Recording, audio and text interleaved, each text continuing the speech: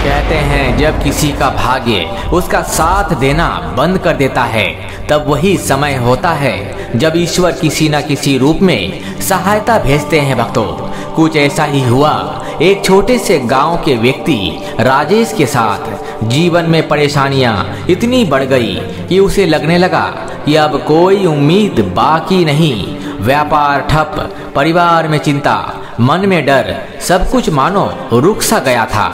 एक दिन वह निराश होकर मंदिर की सीढ़ियों पर बैठा था। तभी एक वृद्ध साधु वहां से गुजरे। उन्होंने मुस्कुराते हुए कहा, बेटा, जब सब रास्ते बंद हो जाए तब माँ बगलामुखी का नाम लेना, माँ सबकी सुनती है। राजेश ने उस दिन साधु के शब्दों को गंभीरता से लिया। साधु ने कहा, माँ बगलामुखी को जिसने सच्चे मन से पुकारा उसका बेड़ा पार हो गया।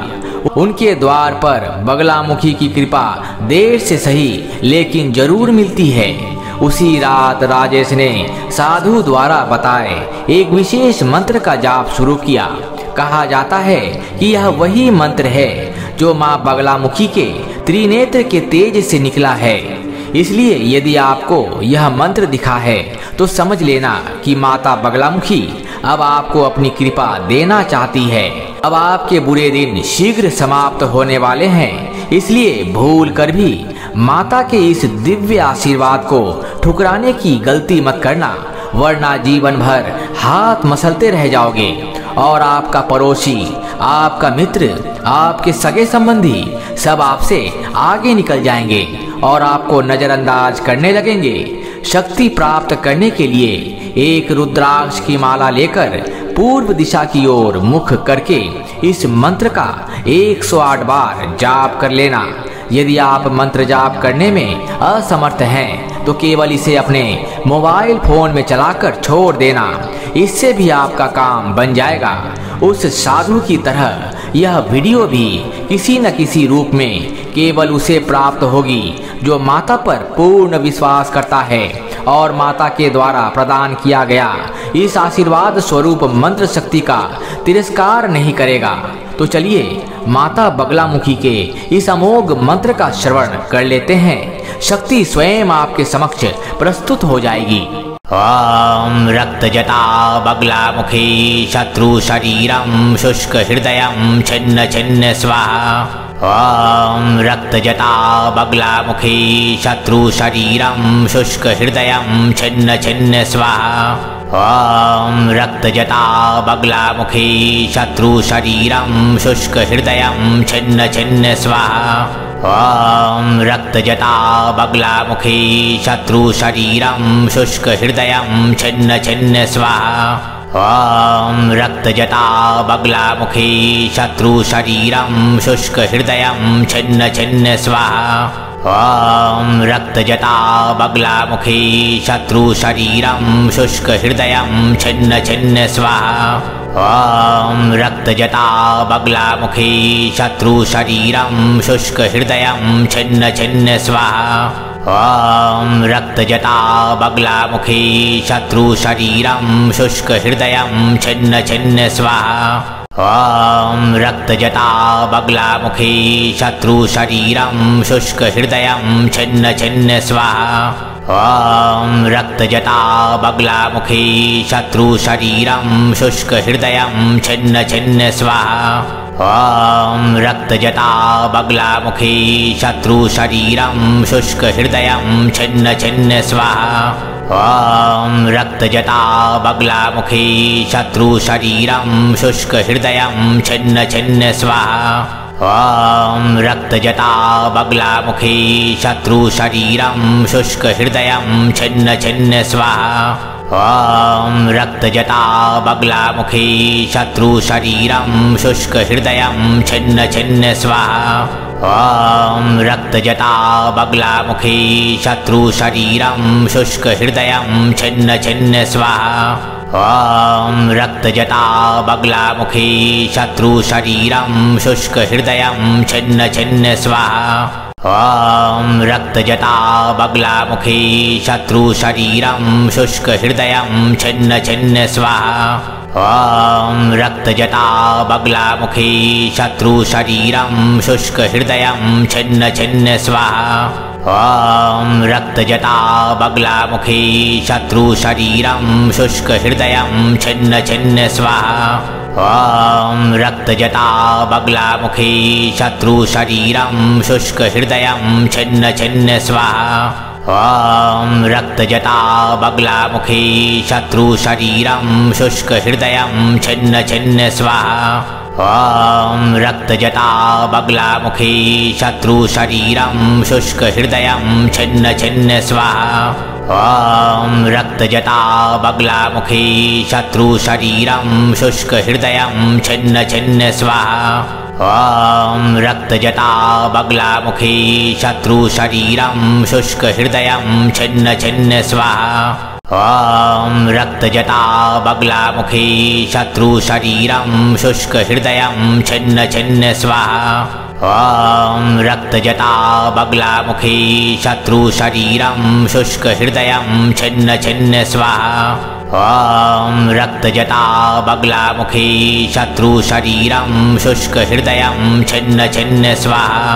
ॐ रक्तजटा बगलामुखी शत्रुशरीरं शुष्कहृदयं छिन्न छिन्न स्वाहा। ॐ रक्तजटा बगलामुखी शत्रुशरीरं शुष्कहृदयं छिन्न छिन्न स्वाहा। ॐ रक्तजटा बगलामुखी शत्रुशरीरं शुष्कहृदयं छिन्न छिन्न स्वाहा। ॐ रक्तजटा बगलामुखी शत्रुशरीरं शुष्कहृदयं छिन्न छिन्न स्वाहा। ॐ रक्तजटा बगलामुखी शत्रुशरीरं शुष्कहृदयं छिन्न छिन्न स्वाहा। ॐ रक्तजटा बगलामुखी शत्रुशरीरं शुष्कहृदयं छिन्न छिन्न स्वाहा। ॐ रक्तजटा बगलामुखी शत्रुशरीरं शुष्कहृदयं छिन्न छिन्न स्वाहा। ॐ रक्तजटा बगलामुखी शत्रुशरीरं शुष्कहृदयं छिन्न छिन्न स्वाहा। ॐ रक्तजटा बगलामुखी शत्रुशरीरं शुष्कहृदयं छिन्न छिन्न स्वाहा। ॐ रक्तजटा बगलामुखी शत्रुशरीरं शुष्कहृदयं छिन्न छिन्न स्वाहा। ॐ रक्तजटा बगलामुखी शत्रुशरीरं शुष्कहृदयं छिन्न छिन्न स्वाहा। ॐ रक्तजटा बगलामुखी शत्रुशरीरं शुष्कहृदयं छिन्न छिन्न स्वाहा। ॐ रक्तजटा बगलामुखी शत्रुशरीरं शुष्कहृदयं छिन्न छिन्न स्वाहा। ॐ रक्तजटा बगलामुखी शत्रुशरीरं शुष्कहृदयं छिन्न छिन्न स्वाहा। ॐ रक्तजटा बगलामुखी शत्रुशरीरं शुष्कहृदयं छिन्न छिन्न स्वाहा। ॐ रक्तजटा बगलामुखी शत्रुशरीरं शुष्कहृदयं छिन्न छिन्न स्वाहा। ॐ रक्तजटा बगलामुखी शत्रुशरीरं शुष्कहृदयं छिन्न छिन्न स्वाहा। ॐ रक्तजटा बगलामुखी शत्रुशरीरं शुष्कहृदयं छिन्न छिन्न स्वाहा। ॐ रक्तजटा बगलामुखी शत्रुशरीरं शुष्कहृदयं छिन्न छिन्न स्वाहा। ॐ रक्तजटा बगलामुखी शत्रुशरीरं शुष्कहृदयं छिन्न छिन्न स्वाहा। ॐ रक्तजटा बगलामुखी शत्रुशरीरं शुष्कहृदयं छिन्न छिन्न स्वाहा। ॐ रक्तजटा बगलामुखी शत्रुशरीरं शुष्कहृदयं छिन्न छिन्न स्वाहा। ॐ रक्तजटा बगलामुखी शत्रुशरीरं शुष्कहृदयं छिन्न छिन्न स्वाहा। ॐ रक्तजटा बगलामुखी शत्रुशरीरं शुष्कहृदयं छिन्न छिन्न स्वाहा। ॐ रक्तजटा बगलामुखी शत्रुशरीरं शुष्कहृदयं छिन्न छिन्न स्वाहा।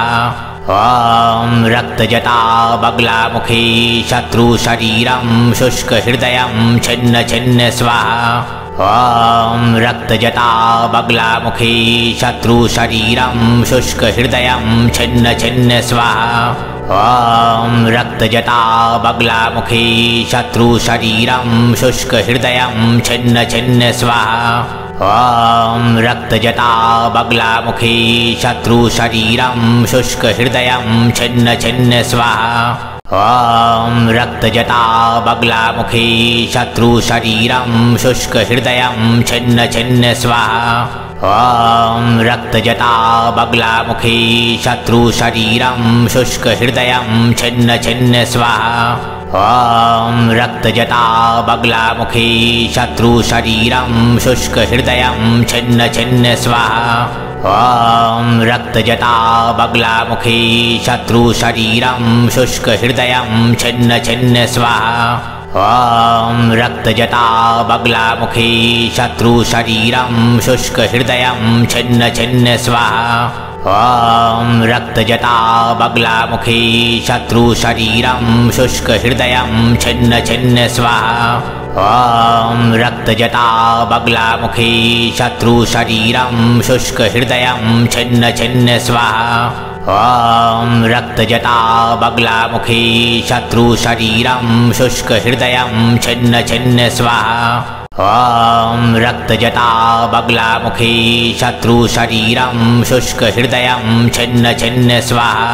ॐ रक्तजटा बगलामुखी शत्रुशरीरं शुष्कहृदयं छिन्न छिन्न स्वाहा। ॐ रक्तजटा बगलामुखी शत्रुशरीरं शुष्कहृदयं छिन्न छिन्न स्वाहा। ॐ रक्तजटा बगलामुखी शत्रुशरीरं शुष्कहृदयं छिन्न छिन्न स्वाहा। ॐ रक्तजटा बगलामुखी शत्रुशरीरं शुष्कहृदयं छिन्न छिन्न स्वाहा। ॐ रक्तजटा बगलामुखी शत्रुशरीरं शुष्कहृदयं छिन्न छिन्न स्वाहा। ॐ रक्तजटा बगलामुखी शत्रुशरीरं शुष्कहृदयं छिन्न छिन्न स्वाहा। ॐ रक्तजटा बगलामुखी शत्रुशरीरं शुष्कहृदयं छिन्न छिन्न स्वाहा। ॐ रक्तजटा बगलामुखी शत्रुशरीरं शुष्कहृदयं छिन्न छिन्न स्वाहा। ॐ रक्तजटा बगलामुखी शत्रुशरीरं शुष्कहृदयं छिन्न छिन्न स्वाहा। ॐ रक्तजटा बगलामुखी शत्रुशरीरं शुष्कहृदयं छिन्न छिन्न स्वाहा। ॐ रक्तजटा बगलामुखी शत्रुशरीरं शुष्कहृदयं छिन्न छिन्न स्वाहा। ॐ रक्तजटा बगलामुखी शत्रुशरीरं शुष्कहृदयं छिन्न छिन्न स्वाहा। ॐ रक्तजटा बगलामुखी शत्रुशरीरं शुष्कहृदयं छिन्न छिन्न स्वाहा। ॐ रक्तजटा बगलामुखी शत्रुशरीरं शुष्कहृदयं छिन्न छिन्न स्वाहा। ॐ रक्तजटा बगलामुखी शत्रुशरीरं शुष्कहृदयं छिन्न छिन्न स्वाहा। ॐ रक्तजटा बगलामुखी शत्रुशरीरं शुष्कहृदयं छिन्न छिन्न स्वाहा। ॐ रक्तजटा बगलामुखी शत्रुशरीरं शुष्कहृदयं छिन्न छिन्न स्वाहा। ॐ रक्तजटा बगलामुखी शत्रुशरीरं शुष्कहृदयं छिन्न छिन्न स्वाहा। ॐ रक्तजटा बगलामुखी शत्रुशरीरं शुष्कहृदयं छिन्न छिन्न स्वाहा। ॐ रक्तजटा बगलामुखी शत्रुशरीरं शुष्कहृदयं छिन्न छिन्न स्वाहा। ॐ रक्तजटा बगलामुखी शत्रुशरीरं शुष्कहृदयं छिन्न छिन्न स्वाहा। ॐ रक्तजटा बगलामुखी शत्रुशरीरं शुष्कहृदयं छिन्न छिन्न स्वाहा। ॐ रक्तजटा बगलामुखी शत्रुशरीरं शुष्कहृदयं छिन्न छिन्न स्वाहा। ॐ रक्तजटा बगलामुखी शत्रुशरीरं शुष्कहृदयं छिन्न छिन्न स्वाहा। ॐ रक्तजटा बगलामुखी शत्रुशरीरं शुष्कहृदयं छिन्न छिन्न स्वाहा। ॐ रक्तजटा बगलामुखी शत्रुशरीरं शुष्कहृदयं छिन्न छिन्न स्वाहा। ॐ रक्तजटा बगलामुखी शत्रुशरीरं शुष्कहृदयं छिन्न छिन्न स्वाहा। ॐ रक्तजटा बगलामुखी शत्रुशरीरं शुष्कहृदयं छिन्न छिन्न स्वाहा। ॐ रक्तजटा बगलामुखी शत्रुशरीरं शुष्कहृदयं छिन्न छिन्न स्वाहा। ॐ रक्तजटा बगलामुखी शत्रुशरीरं शुष्कहृदयं छिन्न छिन्न स्वाहा। ॐ रक्तजटा बगलामुखी शत्रुशरीरं शुष्कहृदयं छिन्न छिन्न स्वाहा। ॐ रक्तजटा बगलामुखी शत्रुशरीरं शुष्कहृदयं छिन्न छिन्न स्वाहा। ॐ रक्तजटा बगलामुखी शत्रुशरीरं शुष्कहृदयं छिन्न छिन्न स्वाहा। ॐ रक्तजटा बगलामुखी शत्रुशरीरं शुष्कहृदयं छिन्न छिन्न स्वाहा। ॐ रक्तजटा बगलामुखी शत्रुशरीरं शुष्कहृदयं छिन्न छिन्न स्वाहा। ॐ रक्तजटा बगलामुखी शत्रुशरीरं शुष्कहृदयं छिन्न छिन्न स्वाहा। ॐ रक्तजटा बगलामुखी शत्रुशरीरं शुष्कहृदयं छिन्न छिन्न स्वाहा। ॐ रक्तजटा बगलामुखी शत्रुशरीरं शुष्कहृदयं छिन्न छिन्न स्वाहा। ॐ रक्तजटा बगलामुखी शत्रुशरीरं शुष्कहृदयं छिन्न छिन्न स्वाहा। ॐ रक्तजटा बगलामुखी शत्रुशरीरं शुष्कहृदयं छिन्न छिन्न स्वाहा। ॐ रक्तजटा बगलामुखी शत्रुशरीरं शुष्कहृदयं छिन्न छिन्न स्वाहा। ॐ रक्तजटा बगलामुखी शत्रुशरीरं शुष्कहृदयं छिन्न छिन्न स्वाहा।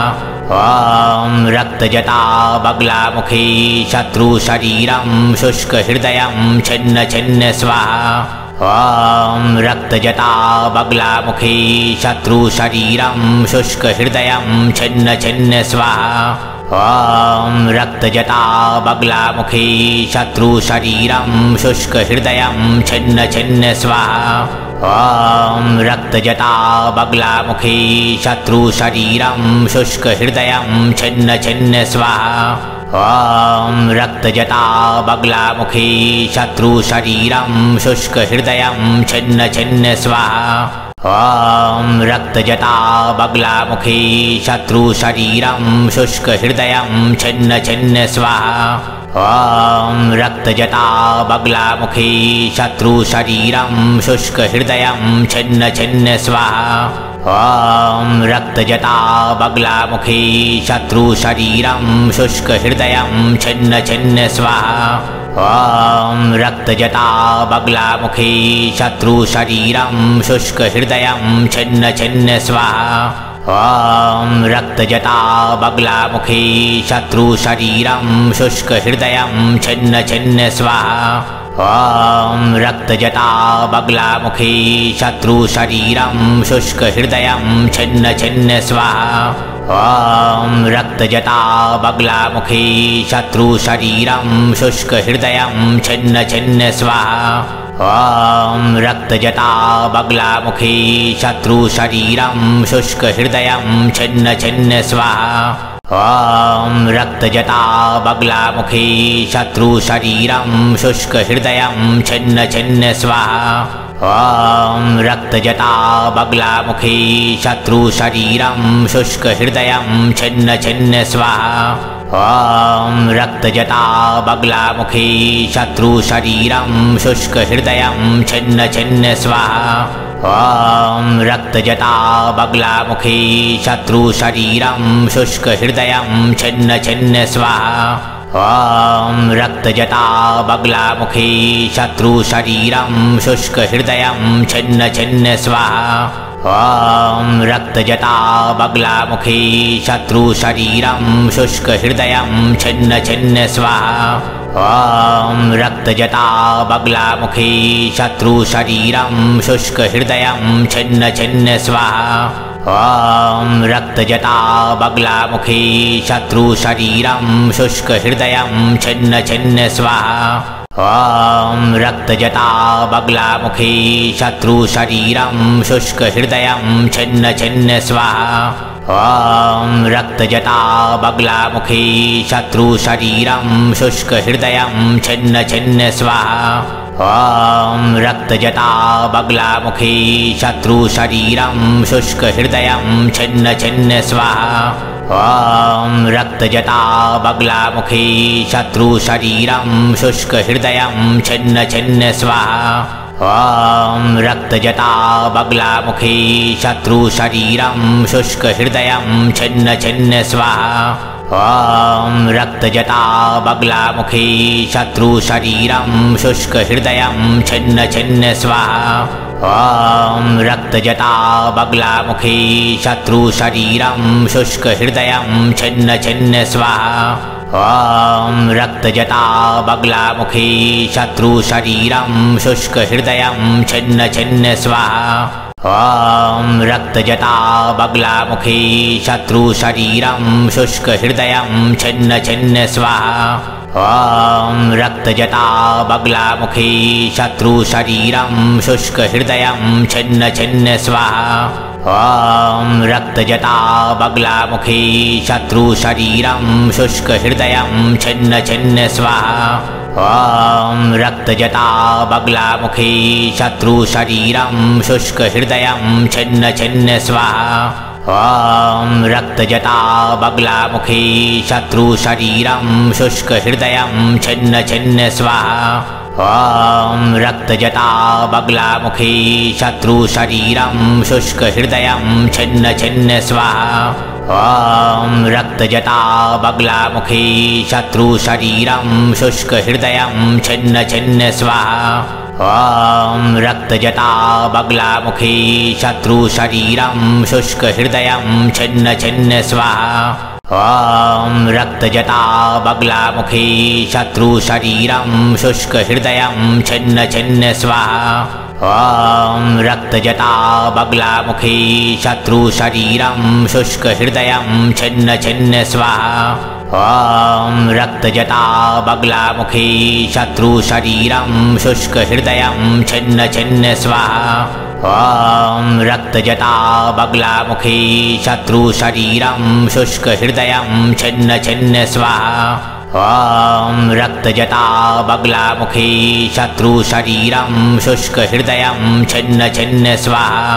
ॐ रक्तजटा बगलामुखी शत्रुशरीरं शुष्कहृदयं छिन्न छिन्न स्वाहा।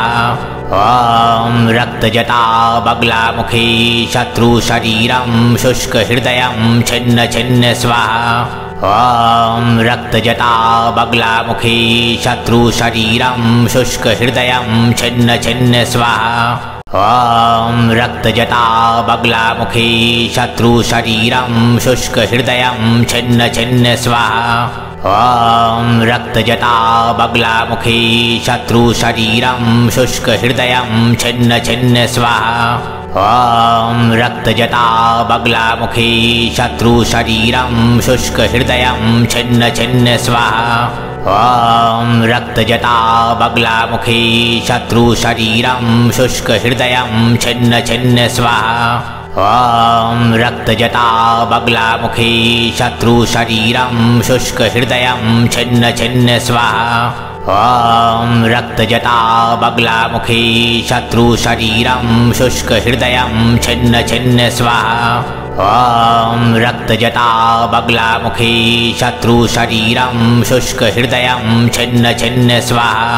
ॐ रक्तजटा बगलामुखी शत्रुशरीरं शुष्कहृदयं छिन्न छिन्न स्वाहा। ॐ रक्तजटा बगलामुखी शत्रुशरीरं शुष्कहृदयं छिन्न छिन्न स्वाहा। ॐ रक्तजटा बगलामुखी शत्रुशरीरं शुष्कहृदयं छिन्न छिन्न स्वाहा।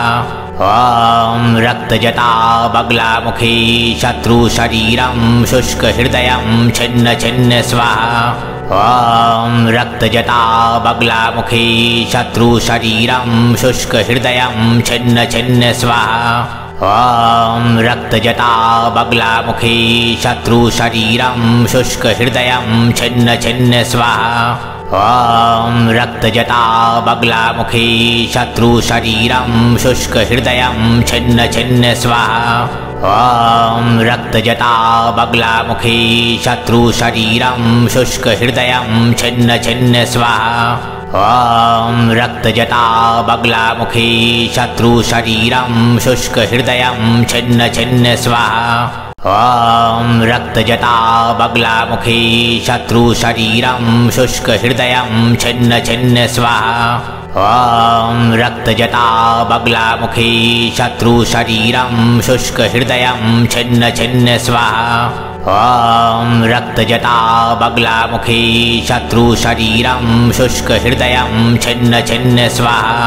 ॐ रक्तजटा बगलामुखी शत्रुशरीरं शुष्कहृदयं छिन्न छिन्न स्वाहा। ॐ रक्तजटा बगलामुखी शत्रुशरीरं शुष्कहृदयं छिन्न छिन्न स्वाहा। ॐ रक्तजटा बगलामुखी शत्रुशरीरं शुष्कहृदयं छिन्न छिन्न स्वाहा। ॐ रक्तजटा बगलामुखी शत्रुशरीरं शुष्कहृदयं छिन्न छिन्न स्वाहा। ॐ रक्तजटा बगलामुखी शत्रुशरीरं शुष्कहृदयं छिन्न छिन्न स्वाहा। ॐ रक्तजटा बगलामुखी शत्रुशरीरं शुष्कहृदयं छिन्न छिन्न स्वाहा। ॐ रक्तजटा बगलामुखी शत्रुशरीरं शुष्कहृदयं छिन्न छिन्न स्वाहा। ॐ रक्तजटा बगलामुखी शत्रुशरीरं शुष्कहृदयं छिन्न छिन्न स्वाहा। ॐ रक्तजटा बगलामुखी शत्रुशरीरं शुष्कहृदयं छिन्न छिन्न स्वाहा। ॐ रक्तजटा बगलामुखी शत्रुशरीरं शुष्कहृदयं छिन्न छिन्न स्वाहा। ॐ रक्तजटा बगलामुखी शत्रुशरीरं शुष्कहृदयं छिन्न छिन्न स्वाहा। ॐ रक्तजटा बगलामुखी शत्रुशरीरं शुष्कहृदयं छिन्न छिन्न स्वाहा।